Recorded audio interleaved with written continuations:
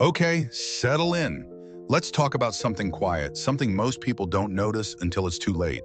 Isn't it strange how the skills we build in the quiet corners of our lives, the things we pour our hearts into when no one is watching, sometimes those become the very tools that carve out justice when the world turns upside down? This is a story about that kind of hidden strength, about finding your voice when you thought you didn't have one. Imagine a young man, let's call him Liam.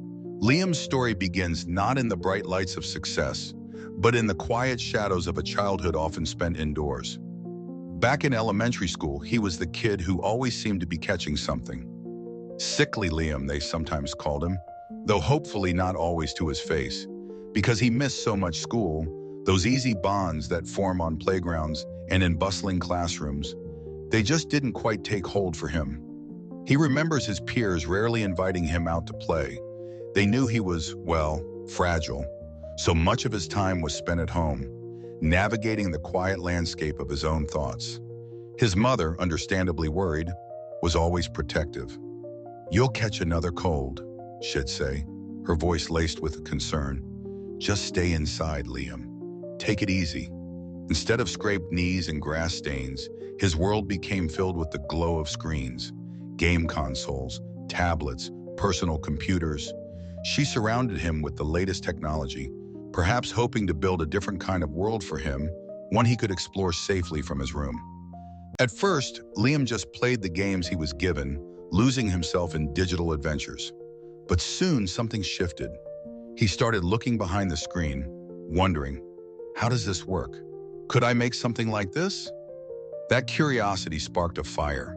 He began teaching himself programming, deciphering the strange languages that brought those virtual worlds to life.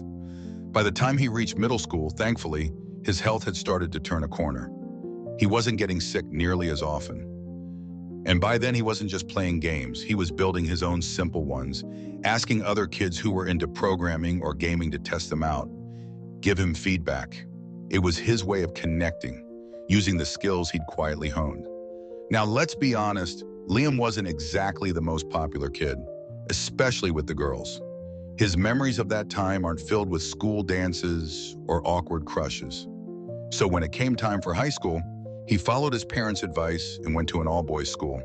It turned out to be exactly the right place for him. He joined the computer activity team, and suddenly he wasn't alone in his passion anymore. He found his tribe, friends who loved gaming and programming just as much as he did. Together, they pushed each other. By the time they were juniors and seniors, they weren't just tinkering. They were building and programming their own combat robots for competitions, even creating practical applications people could actually use. They had serious technical skills. One afternoon, walking into the team room after school, the usual hum of activity felt off. Liam saw his friend, let's call him Noah, staring intently at his screen, looking completely baffled. "Wow, that's strange," Noah muttered, more to himself than anyone.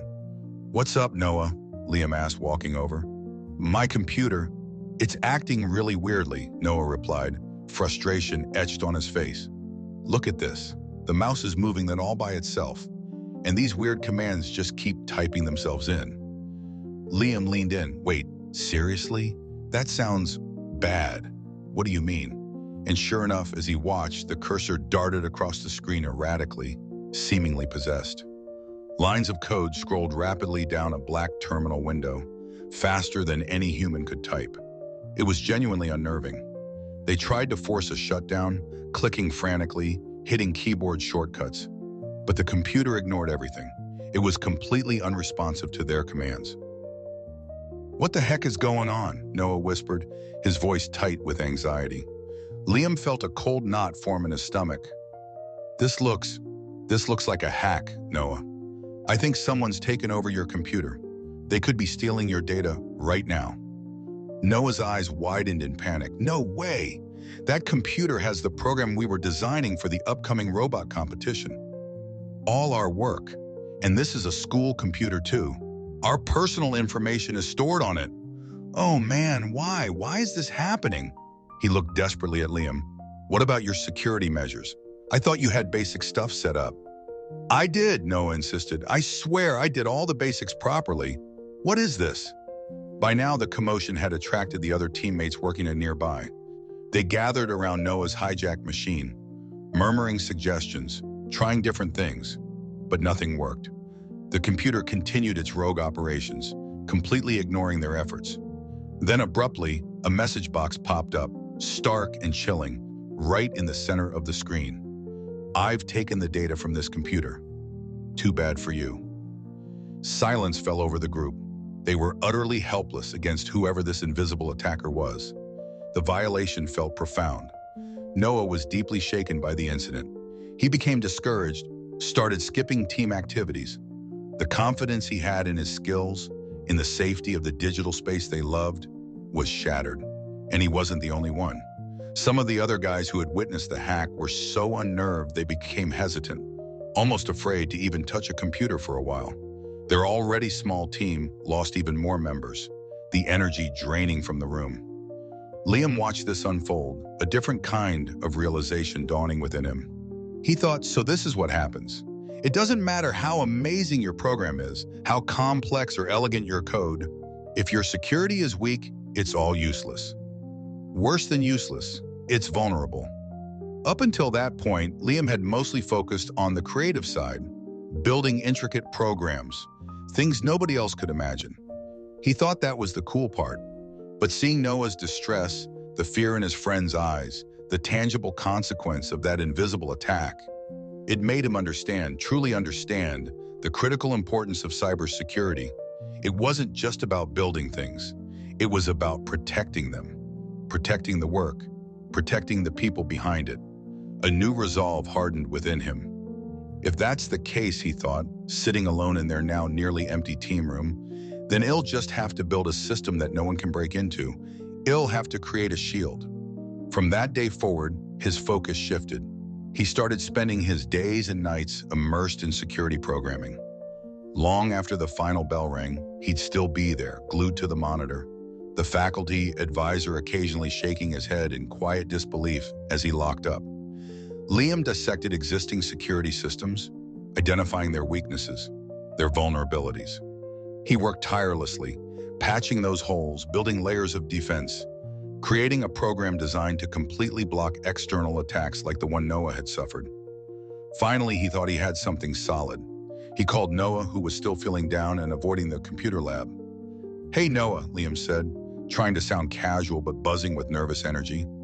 "Are you sure this is safe?" Noah asked tentatively when Liam explained what he'd built. "I'm telling you, man, it's totally solid," Liam insisted. "But hey, if you're worried, go ahead. Try to hack it. Give it your best shot." He let Noah test the strength of the software he'd poured himself into. Noah, regaining some of his old spark, tried one method after another to break through Liam's defenses. He threw everything he knew at it, but every single attempt was blocked. The system held firm, deflecting each virtual assault. Noah finally leaned back, a look of amazement on his face. "Liam, this is incredible. I can't get past it at all, not even close." Liam grinned, relief washing over him. "See? Now you can use your computer without worrying." "Yeah," Noah said, a genuine smile returning to his face for the first time in weeks. "Honestly, I've been kind of afraid to even log on since, but with this, I actually feel safe again." "Liam, you're amazing. Hey, told you," Liam replied, trying to sound nonchalant. But inside, he felt a surge of pride. He knew deep down this was probably the best piece of software he had ever developed. Not just technically complex, but meaningful. It had purpose. The other remaining team members also took turns trying to crack Liam's security program. None of them even came close. One by one, they threw up their hands, laughing in admiration. "Steven, you're seriously amazing," one said. "Now I feel like I can actually focus on our team projects again," added another. "Thanks so much, Liam." Really, seeing how happy they were, how relieved, how something he created could restore their confidence and sense of security, that made Liam genuinely happy too. It felt even better than building the coolest robot or the most complex application. After high school, Liam went on to study computer science at university. It was a chance to finally put formal structure and deeper theory behind the skills he'd passionately taught himself over the years. After graduating, he landed a job at a subsidiary of a major IT company. His role was to develop custom software tailored to specific client needs. It was different from his high school projects, of course. This involved meeting customer expectations, hitting strict deadlines, navigating corporate structures. It could be tough, demanding, but Liam found real fulfillment in it. He was doing what he loved, what he was genuinely good at, and he was getting paid for it. Plus, his colleagues were cut from the same cloth, passionate about programming, tech enthusiasts who loved sharing ideas, tackling complex problems together. The atmosphere was collaborative, stimulating. It felt like a good place to be. A few years into the just as Liam felt he'd really hit his stride, fully settled into the rhythm of professional life, the company announced a staff reshuffle at the start of the new fiscal year. And that's when she arrived. Let's call her Isabella. Isabella was assigned as the new manager for Liam's department. And honestly, she was stunning.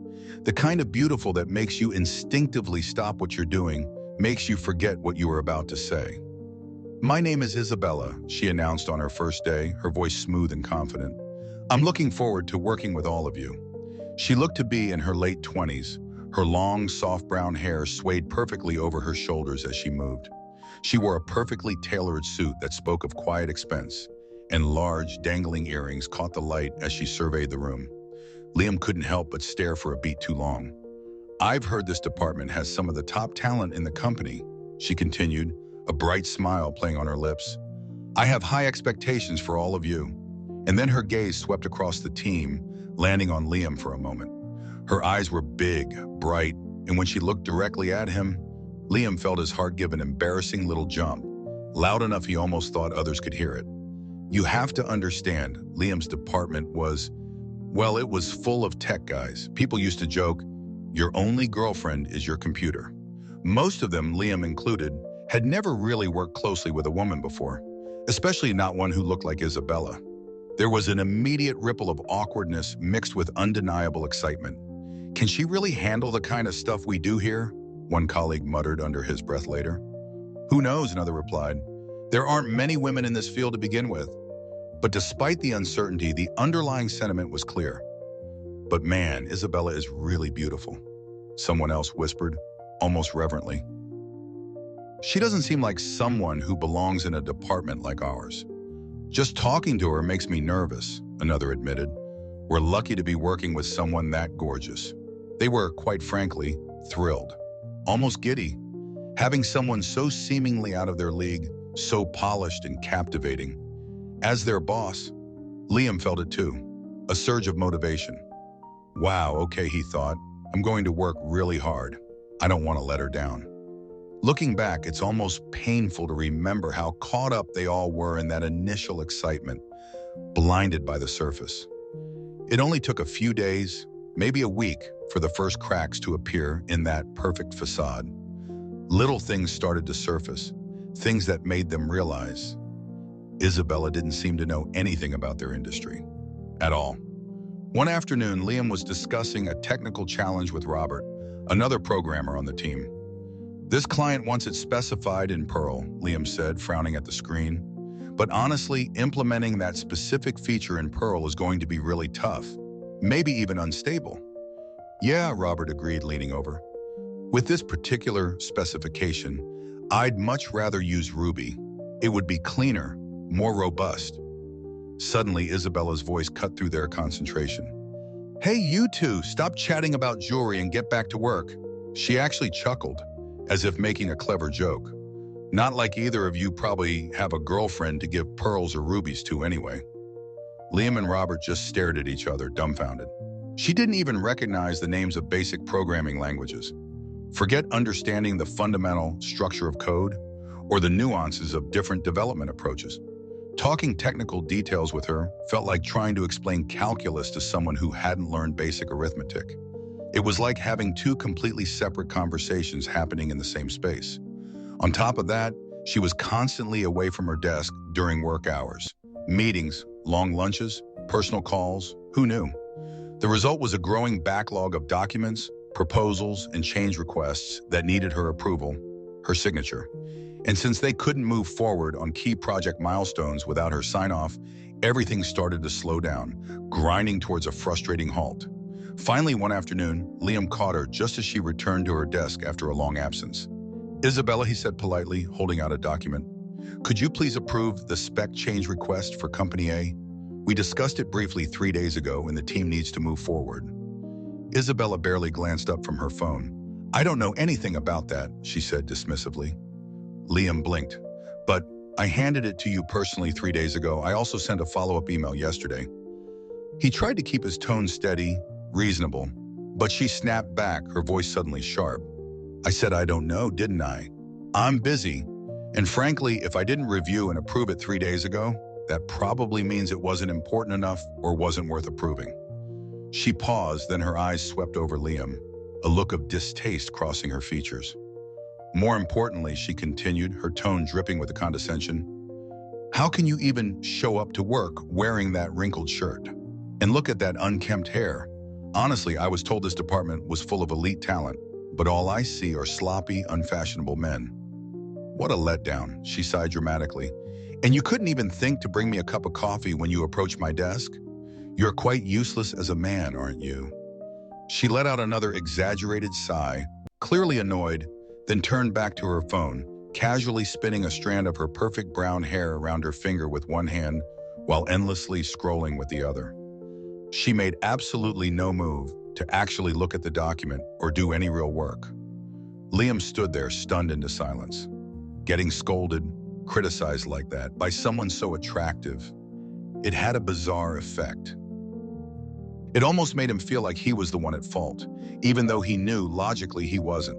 And no matter how frustrated he got, how unfair her comments were, she was still his boss, and she was a woman.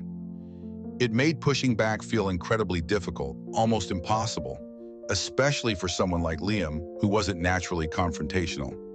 He'd never had to deal with stress like this before, this constant, low-level anxiety, this feeling of being judged and found wanting for things that had nothing to do with his job. He found himself constantly on edge, his focus splintering. That evening, unable to finish the tasks that had piled up due to the earlier delays, Liam stayed late, alone in the quiet office trying to catch up. The only sound was the gentle hum of the servers and the click of his keyboard. Suddenly, the overhead lights flickered off, plunging the main office area into near darkness, leaving only the emergency exit signs and the glow from his monitor. He heard footsteps approaching. "Excuse me," Isabella's voice came out of the dimness. "You're the only one still working at this hour?" Liam squinted, trying to see her outline. "Oh, Isabella. Sorry, I just had some things I absolutely needed to finish before tomorrow morning." "Absolutely needed to finish?" Huh, her tone was skeptical, laced with something sharp. "Then all the more reason you should have finished it during regular work hours, wouldn't you say?" She stepped closer into the faint light spilling from a screen. "You probably didn't even start working on this until after 5 o'clock, just so you could rack up some overtime pay? Pathetic." Her voice dripped with disdain. "What a sorry excuse for a man. You're just wasting company money sitting here. Even the electricity you're using is a waste." Click, a harsh, abrupt sound echoed in the silence. Liam's monitor suddenly went black. His screensaver image vanished, replaced by absolute darkness. "Wait, what did you just..." Liam started, confused and alarmed. Isabella held up the unplugged power cord from his computer, dangling it like some kind of trophy, a triumphant little smile playing on her lips in the dim light. "I told you it's a waste. From now on, absolutely no overtime unless I personally approve it beforehand. Got it?" Liam stared at the cord, then at her, his mind struggling to process the sheer audacity. "Wait, Isabella, this is going too far. Don't you even care why I was staying late? This is for a client deadline." "Oh, shut up," she snapped, her voice losing its earlier smoothness, becoming brittle. "I'm not interested in hearing some loser whine about deadlines. Just pack up your things and go home. Honestly, even the electricity you use while you gather your belongings is a waste." Liam felt a surge of anger, but beneath it, a profound wave of exhaustion washed over him. Arguing felt pointless. She clearly wasn't listening, wasn't capable of reason. He let out a long, slow sigh, the air leaving his lungs feeling heavy and stale. "You've got to be kidding me," he muttered under his breath, but didn't say it loud enough for her to hear. Defeated, he reluctantly started packing his bag in the near darkness, leaving the unfinished work behind. The next morning, Liam dragged himself out of bed feeling unrested and anxious. He got to the office significantly earlier than anyone else, hoping to recover the work he'd lost the night before. His heart pounded as he booted up his machine. Thankfully, the system's auto backup had saved part of his progress. It took concentrated effort, painstakingly piecing things back together, but he managed to restore almost everything just as his first colleagues started trickling in. He finally exhaled, a shaky breath of relief, and stretched his arms high above his head, feeling the tension in his shoulders. "Yo, Liam, you're in early," Robert said, walking over with a cup of coffee. "Weren't you the last one to leave yesterday too? Burning the midnight oil, huh?" A few other colleagues gathered around, noticing the early start. Liam managed a weak smile. "Yeah, there's kind of a story behind that." He glanced towards Isabella's still empty office. Not that it was surprising. She almost never showed up before the official workday began. "Dude, you look awful this morning," Robert observed, peering closer. "Listen, guys," Liam said, lowering his voice. "The truth is," he recounted everything that had happened the previous night. Isabella's accusations, her unplugging his computer, the lost work. One by one, his coworkers reacted with shock and outrage. "That's insane. Unbelievable. She did what?" It became clear that Liam's experience wasn't an isolated incident, just the most extreme example yet. Ever since Isabella had taken over, their work had just kept piling up. Delays caused by her unavailability or incompetence were becoming the norm. Not only was she avoiding her own responsibilities, but she was actively hindering theirs. And the personal attacks, mocking them for their appearance, for things completely unrelated to their jobs, wasn't that crossing a serious line? Wasn't that basically moral harassment? Power harassment. The frustration that had been simmering individually now coalesced into a shared sense of injustice. At this point, there seemed only one reasonable course of action. They had to go over her head. They needed to bring this directly to the company president, Mr. Harrison, and have a proper, serious conversation about what was happening in their department. When Liam voiced this idea, steeling himself for what felt like a huge step, his coworkers immediately offered their support. "Don't worry, Liam," Robert said firmly. "Everyone in this company, especially upstairs, knows how skilled you are, how dedicated this team is. If we all go together, Mr. Harrison will have to listen. He can't ignore all of us." Liam wouldn't have had the courage to go alone, but with his colleagues beside him, their quiet solidarity giving him strength, they decided to act immediately. They would go to Mr. Harrison's office first thing that morning. Taking a deep breath, Liam led the small group towards the executive suites. He knocked hesitantly on the president's ornate door. "Excuse us, Mr. Harrison?" The door swung open, but it wasn't the president who greeted them. It was Isabella. She stood there, leaning casually against the doorframe, a look of mild annoyance on her face. "What is it with you people?" she asked, her tone dripping with impatience. "What business do you have bothering the president this early in the morning?" As they stepped cautiously inside the plush office, Liam couldn't believe his eyes. Standing by the large window, holding a cup of coffee, was Mr. Harrison. And perched casually on the edge of his expensive mahogany desk, legs crossed elegantly, staring straight at them with an unnerving lack of surprise, was Isabella. She hadn't even shown up at her own desk in their department yet that morning, but here she was, looking perfectly comfortable in the president's private office. "Ah," Mr. Harrison said, turning from the window. "So, these are the guys from your team you were just telling me about, Isabella?" "Yes, Mr. Harrison," Isabella replied, her voice suddenly syrupy sweet, a stark contrast to her usual tone with them. "I'm so sorry to subject you to these unkempt, unpleasant men so early in the morning." She cast a disdainful glance over Liam and his colleagues. "Honestly, as I was saying, they're completely useless sometimes." Liam felt his blood run cold. Useless? Unpleasant? I see, Mr. Harrison said, nodding slowly, taking a sip of his coffee. He looked them over with a critical eye. Showing up here in a big group like this, first thing in the morning, just like you said, Isabella, they don't seem to understand basic professional courtesy or common sense. No wonder you're having such a hard time managing them, my dear. He sounded genuinely sympathetic towards her. He finally addressed the group directly. So, tell me, what brings all of you here interrupting our morning? His tone was polite on the surface, but carried an unmistakable edge of dismissal. Liam hesitated, suddenly overwhelmed by the hostile atmosphere, the feeling of being ambushed. But Robert, standing beside him, stepped slightly forward. Mr. Harrison, Robert began, his voice steady despite the circumstances. Yesterday evening, Liam was staying late to finish some urgent work for a client deadline. Isabella came into the office and, well, she pulled the plug on his computer, accusing him of trying to cheat on overtime. He paused, letting the words sink in. We felt that was completely out of line, sir, unprofessional and damaging. We came here this morning hoping to hear your perspective on the matter. Mr. Harrison listened, his expression unreadable. Then he sighed as if burdened. If it's about that, he said, waving a dismissive hand, I've already heard Isabella's side of the story. He glanced towards her, a faint smile touching his lips. She informed me that you all have a tendency to slack off during regular work hours and then purposely delay your tasks just to earn extra overtime pay. Apparently, your department racks up more overtime than any other in the entire company. Liam was speechless. It was a complete distortion of the truth.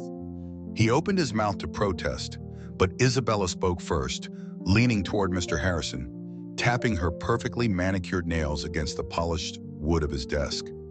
I was told this department was full of top talent, Mr. Harrison, she said, her voice filled with faux disappointment. So I had such high hopes. But honestly, I've been really disappointed. They drag out their work just to get overtime, and then when I try to correct them, guide them towards better efficiency, they just talk back. It's quite disrespectful.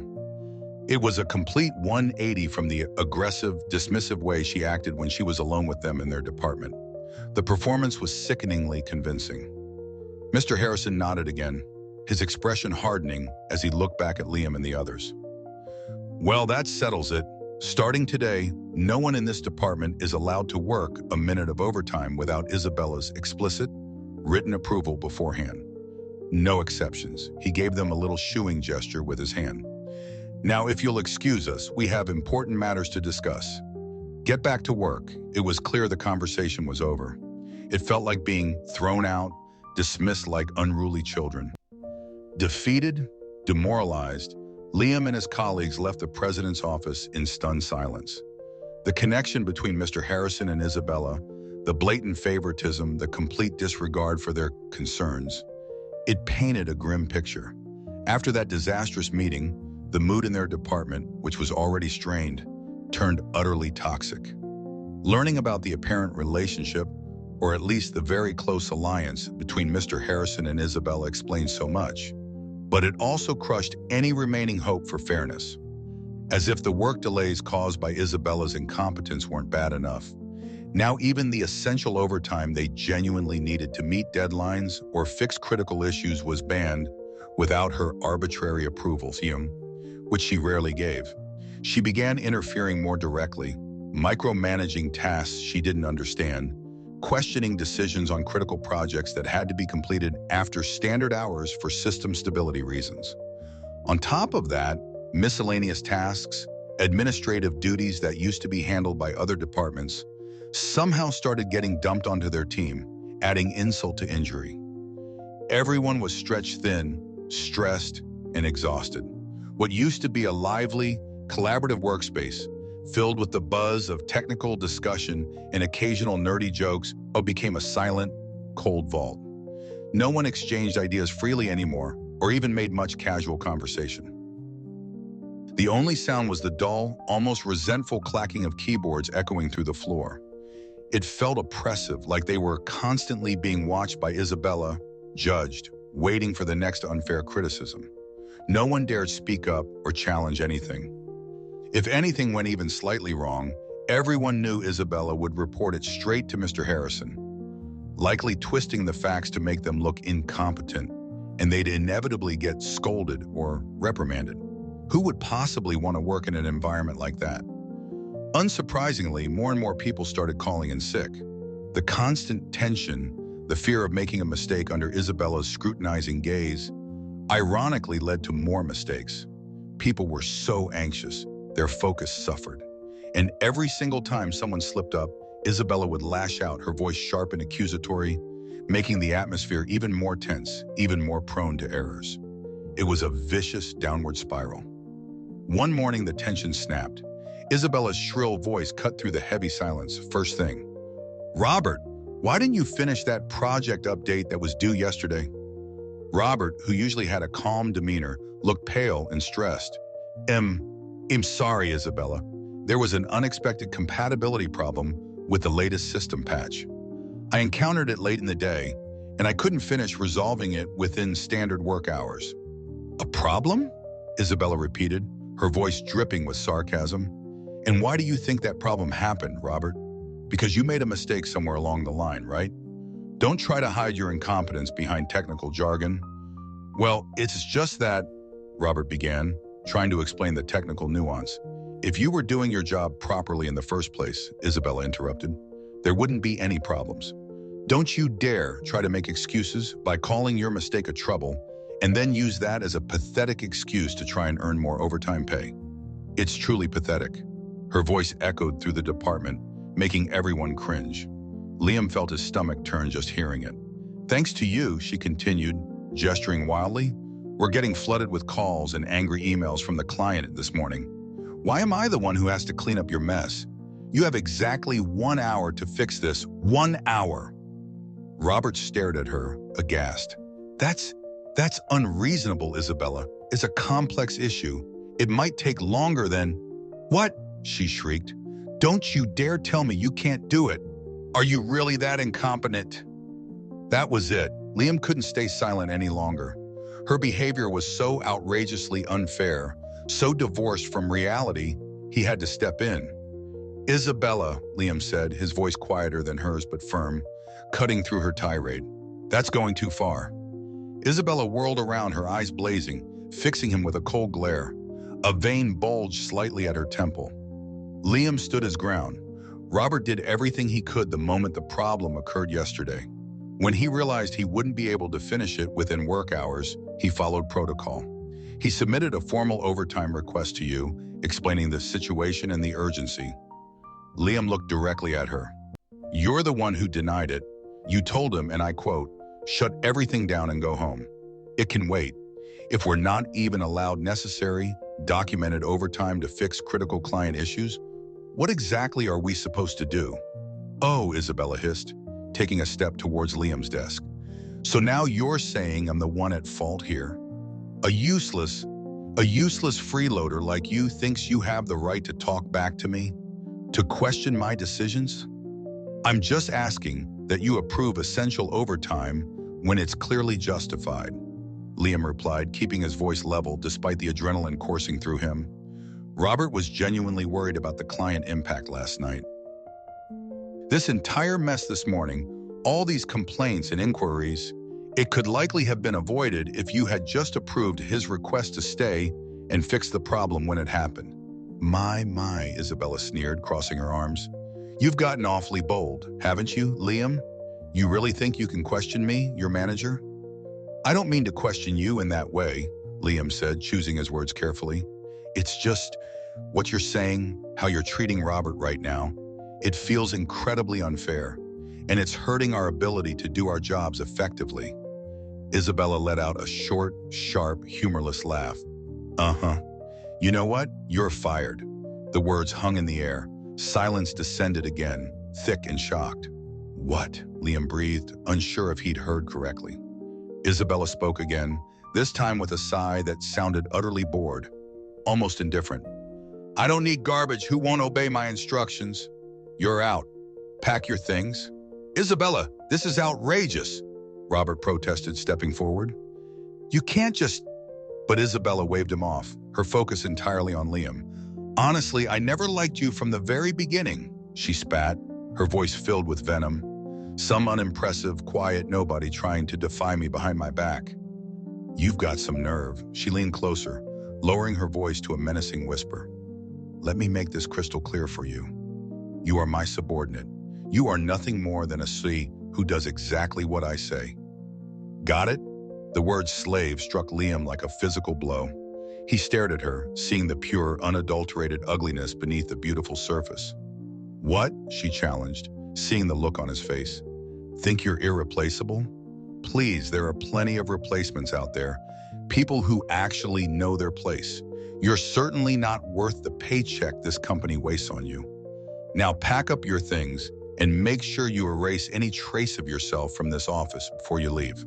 She had truly lost all control, all semblance of professionalism. A strange calm settled over Liam.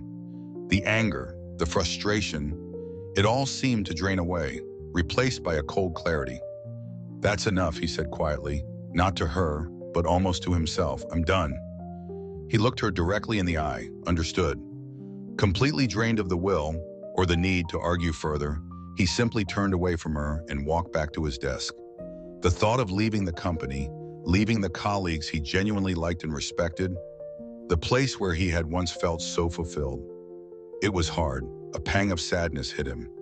But staying, working under a tyrant like Isabella, in a system that clearly protected her? No, he couldn't do that. It was impossible. He found an empty cardboard box and slowly began clearing out his desk drawers, placing personal items, notebooks, a favorite mug, into the box. Just then, Robert came rushing over, finally free from Isabella's lingering glare, his face etched with guilt and concern. Liam, I am so sorry, Robert whispered urgently. I never thought she'd actually fire you because of me. That firing was completely unjust. What the hell is wrong with her? He shook his head, still reeling. I've thought it for a while now. She treats us all like absolute garbage. Maybe now that she'd vented her fury, Isabella had finally left her desk and retreated to her office, or perhaps somewhere else entirely. Seeing their chance, other co-workers began quietly gathering around Liam's desk, their expressions a mixture of shock, sympathy, and simmering anger. Don't worry about it, Robert. Seriously, Liam said, managing a small, tired smile. Honestly, I've been thinking about quitting sooner or later anyway. This situation, it's just not sustainable. It's fine, he repeated gently. But still, Robert trailed off, looking miserable. Liam paused, looking around at the familiar faces, the people he'd shared countless lines of code and late-night troubleshooting sessions with. Actually, he said, lowering his voice slightly, there's something I'd like to ask you guys, a favor. He wasn't the kind of person to just walk away and leave his responsibilities, or his friends, in the lurch. He quickly explained the status of the key projects he was currently working on, handing over files, outlining next steps. His co-workers nodded grimly, assuring him they'd do everything they could to take over, to cover for him. There was an unspoken understanding passing between them, a silent agreement. This wasn't just about Liam anymore. The next day, for the first time in what felt like a very long time, Liam woke up without the usual knot of dread in his stomach. He felt surprisingly refreshed, almost lighter. He decided to meet up with his old high school friend, Noah, the one whose computer had been hacked all those years ago. They met at a trendy little cafe downtown that morning, a place far removed from the sterile, tense atmosphere of the office. Hey, it's been a while, Liam. Noah greeted him warmly as Liam slid into the booth. Yeah, hey, Noah, Liam replied, managing a genuine smile. Sorry I missed the reunion last month. It's been crazy busy lately. No worries, man. So how's work going? Are things going well otherwise? Noah asked, taking a sip of his latte. Liam chuckled, a dry, humorless sound, as he lifted his own coffee cup. Well, actually, just thinking about the events of the previous day made him give another hollow laugh. The absurdity of it all. He was still searching for the right words to explain the whole bizarre situation. The firing, Isabella, everything. When his phone suddenly started buzzing insistently on the table. He glanced at the caller ID, Mr. Harrison. Liam gave Noah a quick, apologetic signal. Just a sec, and stepped outside the noisy cafe onto the sidewalk. He answered the call. "Hello? Liam!" Mr. Harrison's furious voice blasted through the phone the moment the connection was made. He sounded panicked, almost hysterical. "What the hell did you do to our company's computer systems?" Liam blinked, taken aback by the sheer aggression. "Mr. Harrison, what are you talking about? Every single computer in the entire office is malfunctioning," Harrison yelled. "Nothing is working. We're getting error messages everywhere. I heard the security system you built, the one everyone relies on, isn't working. It's completely down. What the hell is going on, Liam? Fix it! Fix it now!" Liam took a slow, deliberate breath, the sounds of the city street fading into the background as a cold calm settled over him again. "With all due respect, Mr. Harrison," he said, his voice even and steady, "as you know, Isabella terminated my employment yesterday afternoon. She instructed me to leave the company immediately and erase all trace of myself." He paused for effect. "Therefore, the maintenance, operation, and restoration of the company's security system are, unfortunately, no longer my responsibility." There was a stunned silence on the other end of the line for a moment. Then Harrison exploded again. "What did you just say? Are you seriously telling me you won't take responsibility for something that you built? The system that protects this entire company?" "Oh, I did take responsibility, Mr. Harrison," Liam replied coolly. "For the past few days, I repeatedly submitted documented overtime requests, specifically because my monitoring detected signs that someone or some group was actively attempting to breach our system defenses. Those requests were denied by my manager, Isabella." He let that hang in the air. "If the security system isn't running now, and all the computers are malfunctioning as you say, well, that likely means the breach attempt I warned about was successful. We've probably been hacked." He could almost hear Harrison's blood pressure rising through the phone. "Hacked? Our company handles highly sensitive, confidential information for dozens of major clients. A breach? The financial damage could be massive, astronomical." "Well, in that case," Harrison stammered, his tone shifting abruptly from fury to desperate pleading, "all the more reason for you to come back immediately and fix it. Right away, Liam, please." "Look, Isabella, she has a habit of making snap decisions, saying things she doesn't mean when she's stressed. I'm sure when she told you to quit yesterday, it was just, a figure of speech, a misunderstanding. Anyway, please just come back and take care of this. Get the system back online, Emma. Oh, and listen, it'll increase your bonus significantly once this whole thing is resolved. I'll even personally guarantee you a promotion. Whatever you want." Liam listened patiently to the frantic promises. Then he made a decision. "Understood, Mr. Harrison," he said simply. "I'll head over to the office now." He ended the call, took another deep breath, and went back inside the cafe. He quickly explained the situation to a wide-eyed Noah who just shook his head in disbelief. Then Liam finished his coffee, grabbed his laptop bag, and made his way back towards the imposing glass building he thought he'd left behind for good. When Liam arrived at the company headquarters, the atmosphere in the lobby was palpable chaos. Phones were ringing off the hook. Staff members were running around looking panicked. Mr. Harrison himself practically ran out to greet Liam as he stepped off the elevator onto the executive floor. "Liam, thank God you're here," Harrison exclaimed, relief washing over his face. He ushered Liam quickly towards his office. Standing quietly next to Harrison, looking unusually subdued and humbled, was Isabella. Her usual confident smirk was gone, replaced by a tight, anxious expression. To Liam's utter astonishment, she actually hurried to pour him a cup of tea from the service cart in Harrison's office, something she would never normally do, and handed it to him with trembling hands. "Liam, glad you finally made it," Harrison said, trying to sound composed but failing miserably. "Listen, about yesterday, Isabella was just a little irritated, stressed out, that's all. A misunderstanding, like I said." Isabella mumbled a barely audible, "Sorry about yesterday." Harrison jumped back in. "So, how long do you think it will take to get the security system back online? We'll get you anything you need, resources, access, whatever. Just don't hesitate to ask. The important thing is getting this fixed fast." Their complete, almost comical, change in tone, their desperate attempt at politeness, caught Liam slightly off guard, but it didn't change his resolve.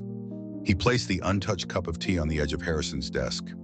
"Mr. Harrison, Isabella," he said calmly, meeting their anxious gazes. "I didn't come back here to restore the system." Harrison's forced smile faltered. "What? What do you mean?" "I came back," Liam continued, his voice steady, "to officially decline your offer of reinstatement, your bonus, and your promotion. No matter how good the conditions you might offer now, I simply cannot forgive the way I and my colleagues have been treated here. The disrespect, the abuse, it's unacceptable. Please consider this conversation and any possibility of my return completely over."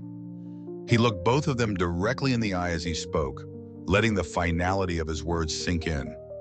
A flicker of Isabella's old arrogance returned. "What?" she snapped, her voice rising. "You think you can act all high and mighty now, just because we're being polite for 5 minutes? Trying to leverage the situation? A useless man is still useless, no matter what." Liam looked at her, a flicker of pity mixing with his resolve. "I believe I'll return those words right back to you, Isabella," he said quietly. "When there's trouble with a subordinate's work, or in this case, a critical system failure under your management, isn't it the manager's ultimate responsibility to handle it, to fix it?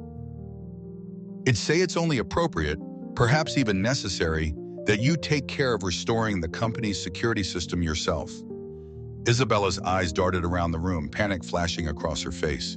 She looked genuinely flustered. That's ridiculous. There's no way I could do that. I don't know the first thing about these systems. My job is just, I'm supposed to sit in the chair and look good, manage the people. Everyone else is supposed to handle the technical things for me. Why should I have to do anything?" Her voice cracked with desperation. "If you had just followed my instructions in the first place, none of this ever would have happened." Ah, Liam thought, I see it now. She was someone who had coasted through life, pampered and enabled by the people around her, likely leveraging her appearance. No doubt she was beautiful, and Liam was sure there were plenty of men out there, maybe even men like Harrison, who would bend over backwards to do anything for her if she just flashed a smile or shed a tear. She had likely lived her entire professional life leaving the actual work, the difficult parts, to others, while taking the credit and the perks. Mr. Harrison cleared his throat nervously, interrupting Isabella's panicked outburst. "Liam, look anyway, could you please just reconsider? Just restore the security system? This incident, it's already made it onto national television." He gestured vaguely towards the large flat-screen TV mounted on his office wall, which was currently tuned to a news channel. On the screen, bold letters scrolled across the bottom. "Major cyber attack. Massive data breach hits leading domestic corporation. Clients in panic. Clients are flooding our phone lines demanding answers," Harrison continued, his voice strained. "If this continues, the financial losses will be enormous, potentially catastrophic. And if you refuse to restore the system, Liam, well, we'll have no choice but to hold you personally responsible for all the resulting damages. Financially responsible. This isn't just about our company anymore. You've caused harm to our entire corporate group." "Exactly," Isabella chimed in, regaining a sliver of her usual spite. "You've impacted every single company in the group. There's no way you could ever repay the kind of damage you've caused with your little stunt. Fixing the system now is really in your own best interest, Liam." Think about it. Hearing those threats, the blatant attempt to shift blame and intimidate him after everything they'd done, Liam let out a long, slow, deep sigh. These people, he thought, are truly rotten to the core. There was no remorse, no accountability, only self-preservation and threats. "All right then," Liam said softly. He opened the laptop he had brought with him, placing it on the coffee table in front of Harrison's sofa. He clicked a few keys, running a program he had prepared in advance, something he hoped he wouldn't have to use, but suspected he might. Harrison watched him, mistaking his actions. Good man," he said, relief flooding his voice. "Now we can finally breathe again. But just so you know, Liam, once this immediate crisis is fixed, I am going to sue you for negligence, for causing this mess. You better be ready for that." Even then, Even thinking the problem was being solved, Harrison was still barking threats, still incapable of seeing his own culpability. Liam didn't respond. He didn't care anymore about the threats. His laptop screen flickered and then began playing a video. The audio filled the suddenly silent office. "How many times do I have to say it? Do you even have a brain? You worthless trash." It was Isabella's voice, sharp and cruel. The video showed clear footage, likely from a hidden security camera angle in their department, capturing Isabella shouting abuse at various employees, including Robert and others. "A useless freeloader like you thinks you can talk back to me? We don't need incompetent losers who just make excuses all day.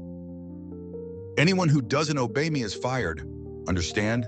This whole department will be a couple of garbage, smelly, filthy, sloppy men. Honestly, not even worth being alive." As the screen filled with scene after scene of her verbal assaults, her power harassment, Isabella grew visibly shaken. Her face drained of color, and she clenched her fists tightly, her knuckles turning white. Mr. Harrison stared at the screen, his mouth slightly open. "What? What is this?" Isabella whispered, horrified. "What do you mean playing this?" "These are just recordings, Isabella," Liam said quietly. "Recordings of the things you've said to us, to your team." Just a moment later, as if on cue, the exact same footage appeared on the large television screen on Harrison's wall. The news anchor's voice cut in, grave and serious. "We interrupt this program with breaking news. We have just obtained disturbing new footage reportedly showing workplace abuse inside the executive ranks of the corporation currently under cyber attack." She's on TV, Harrison stammered, pointing a trembling finger at the screen. "What the hell? Where did the news get this footage? This is outrageous. Stop this nonsense right now, Liam. Stop it. You're supposed to be restoring the damn system." "What are you doing? You think you can get away with leaking this?" "I never once thought I could simply get away with it, Mr. Harrison," Liam replied evenly, his fingers hovering over the keyboard. "Taking responsibility sometimes looks different than you expect." He calmly hit the enter key. The video on his laptop switched to the next clip. This time the scene was different. It showed the interior of Mr. Harrison's own office, clearly filmed from a discreet angle. The video showed Mr. Harrison and Isabella looking quite cozy, leaning close together near his desk. "So, Mr. Harrison, my dear," Isabella's voice purred from the speakers, "have you thought any more about that little thing we discussed?" "Ah, yes, of course, Isabella," Mr. Harrison's voice replied, smooth and conspiratorial. "Consider it done. I managed to reallocate some company funds, creatively. So I've arranged for that luxury imported sports car you wanted as a little early birthday present. It's all taken care of." "Oh, Mr. Harrison, you shouldn't have," Isabella squealed with delight in the recording. "I'm so happy. Just make absolutely sure no one finds out about us or the car." "Of course, my dear. Our little secret." Harrison's voice chuckled on the recording. In the real office, both Harrison and Isabella stared at the laptop screen, then at the large TV where the same damning footage had now begun airing, faces utterly pale, their knees visibly trembling. Isabella looked like she might faint. What is the meaning of this?" Harrison choked out, his voice barely a whisper. "Why are we on TV now?" Isabella shrieked, grabbing Harrison's arm. "What is going on? Where did all this footage come from? Damn it!" Mr. Harrison and Isabella looked completely lost, staring into the void, their carefully constructed world crumbling around them in real time, broadcast live on national television. Just then, the door to the president's office swung open quietly, and Robert stepped inside, followed by the rest of Liam's colleagues from the department. They stood there silently, a unified group, their expressions calm but resolute. Harrison spun around, startled and furious. "What are you all doing here now? It's incredibly rude to just barge into the president's office without permission." Robert raised an eyebrow.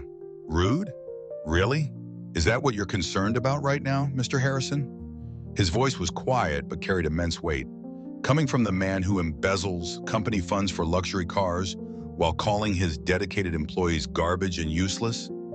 "What exactly do you think your employees are to you?" Harrison's eyes widened in dawning realization, darting between the employees and Liam. "So, it was you, all of you. You're the ones who released that footage to the media? That's all fake. It's fabricated. Deep fakes.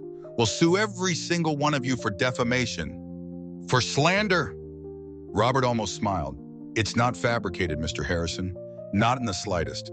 You do realize this entire building, including your own office, is equipped with numerous security cameras, right? For safety and security purposes? He gestured around the room. And you seem to have forgotten.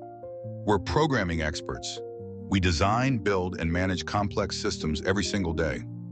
Accessing stored video feeds from the company's own internal network? Honestly, for this team, it's child's play. Robert caught Liam's eye across the room and gave him a discreet, almost imperceptible thumbs up. Liam returned it with a slight nod. Operation success. Harrison, cornered and exposed, sputtered incoherently for a moment, then finally roared, "You're all fired! Every last one of you! Get out! Fired!" Robert spoke for the group again, his voice calm and clear. "That was the plan all along, Mr. Harrison. We have absolutely no interest in continuing to work for a company that relies entirely on the systems we build and maintain, yet treats its engineers, its core talent, with such blatant disrespect and contempt." With a unified, quiet goodbye, Liam's colleagues turned, shoulder to shoulder, and walked out of the president's office, leaving Harrison and Isabella alone amidst the wreckage of their careers. Liam closed his laptop, packed it carefully into his bag, and turned to follow them. He paused at the doorway, looking back one last time at the two stunned figures, now enveloped in a thick, suffocating silence, the damning videos still playing on the screens around them. "Oh, and one more thing, Mr. Harrison," Liam said, his voice quiet but resonant in the suddenly still room. He met the president's panicked gaze. "You really shouldn't underestimate the people who build your world." And with that, Liam turned and walked out, leaving the chaos behind, stepping towards an uncertain future, but one where he knew finally he had found his voice and used his hidden strengths not just to build systems, but to reclaim his dignity. And so, Liam and his colleagues walked away. Not into bitterness, but into a kind of quiet liberation. They didn't need shouting or grand gestures. Their victory was in the silent, undeniable truth they brought to light, using the very skills that had been overlooked and undervalued. It's a powerful reminder, isn't it? That true strength often lies not in loudness, but in quiet competence, in integrity, and in the courage to stand up for what's right, even when your voice trembles. Justice doesn't always arrive with thunder. Sometimes it unfolds with the steady, deliberate click of a keyboard, revealing truths that can no longer be hidden. Their journey shows us that healing often begins the moment we refuse to let injustice define us, the moment we reclaim our own narrative. What are your thoughts on Liam's journey and the way he and his team found their own form of justice? I truly believe there's strength in sharing our perspectives, in seeing reflections of our own struggles and triumphs in these stories. Please feel free to share your insights in the comments below. Your voice matters here. And if you want to continue walking with us through more stories like this, stories of resilience, redemption, and those quiet, powerful victories, please consider subscribing to the channel. We journey together here. Finally, if you feel moved to support our mission of bringing these important stories to light, you can contribute through the Super Thanks button below. Giving, in any form, is often a part of our own healing and a way to pass blessings forward.